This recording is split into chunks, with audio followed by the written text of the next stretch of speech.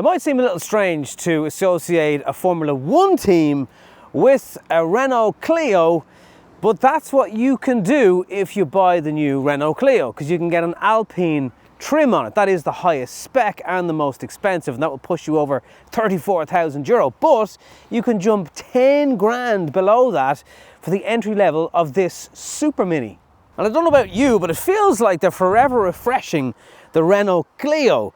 This particular version I think looks really, really good. It's a beautiful blue. Imagine gold alloys and you'd get close to a modern version of a Clio Williams. But sadly those days and these type of cars seem to be a thing of the past for now.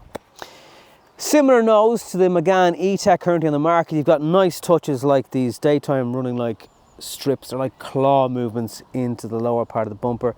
Really good and useful headlights over the front. Bit of black gloss going on to give things a two-tone look, and even a little bit of kind of dark grey as well. So very good looking car on the front. I love this kind of close-up angle of the front end of the car. We've got blue center caps that match the paint. They're black and diamond cut also. Esprit Alpine going on down here. Black mirror housing, a little bit of silver trim. A lovely kind of slope in the roof down into the rear of the car. It's just great looking from many, many different angles. If nostalgia and Renault is your thing though, you're in the right place. Make sure you're subscribed to the channel, because coming very, very soon, I'll have something pretty special actually. Modern, but a huge dose of nostalgia. Now, this car is a hybrid version. You don't plug it in, it's a self-charging HEV version. So it charges off the petrol engine, tops up the battery, keeps you ticking over. However, if you get that version, for the batteries, you're going to lose almost 100 litres out of the boot. The non-HEV version of this Clio gets 394 litres, which is mightily impressive. That's bigger than a Volkswagen Golf in a car that isn't traditionally as big as a Volkswagen Golf. There is a huge lip load to get in and out of the car. That's the main drawback of it, and this parcel shelf doesn't really seem to want to play ball. But there are clips and it should work. And you've got a little handle here for closing it. That will make your life easier. Camera here for your reverse camera. And I'll give you all the details on the inside of the car. Basically anything above the bottom spec has lots of kit. Now the Clio has those ultra high door handles, which may cause you a bit of grief depending on how old or tall your kids are.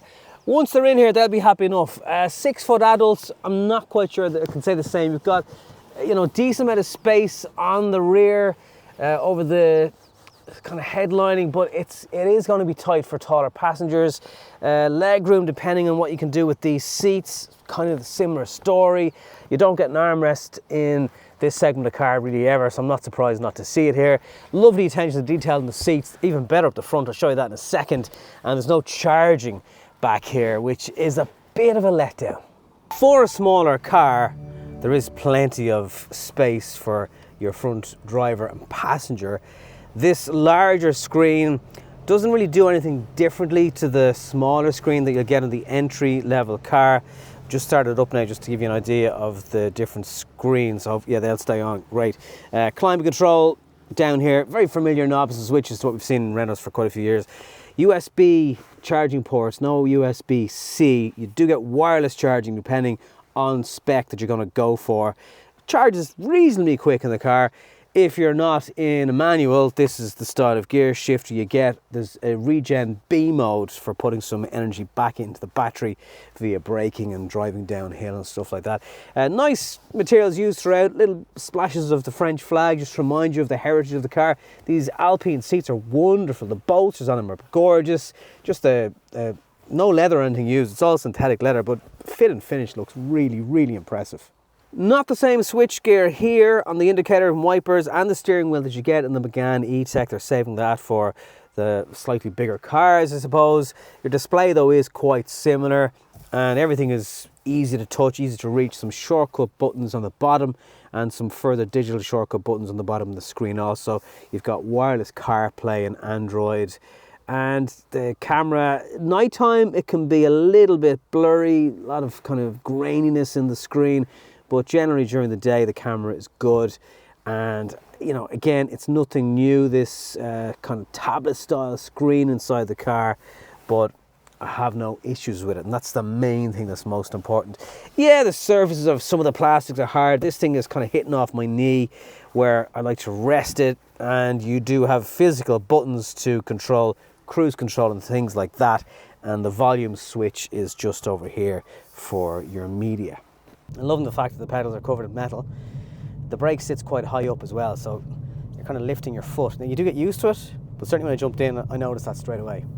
Couple of options engine-wise with this car. You've got a 1 litre 90 brake horsepower. I think that's the TCE they call it. Then you have this version, which is the mild hybrid, 1.6, 145 brake horsepower engine. Steering is light. You actually feel a bit involved in the driving of this car. And a lot of cars these days, you can't say that about them.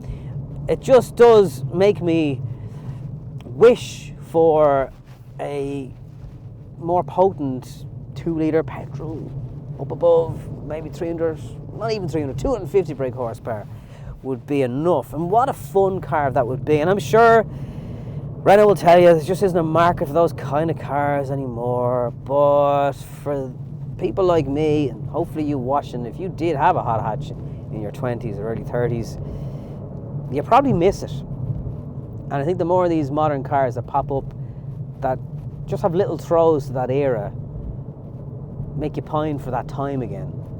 But there is still fun to be had in this thing. You know, it does handle very well. There's next to no body roll. Yes, it shoots a little bit wide on corners, I will say that. A little bit of tire noise on the road, not so much wind noise, but definitely tire noise noticeable as soon as I climbed on board yesterday.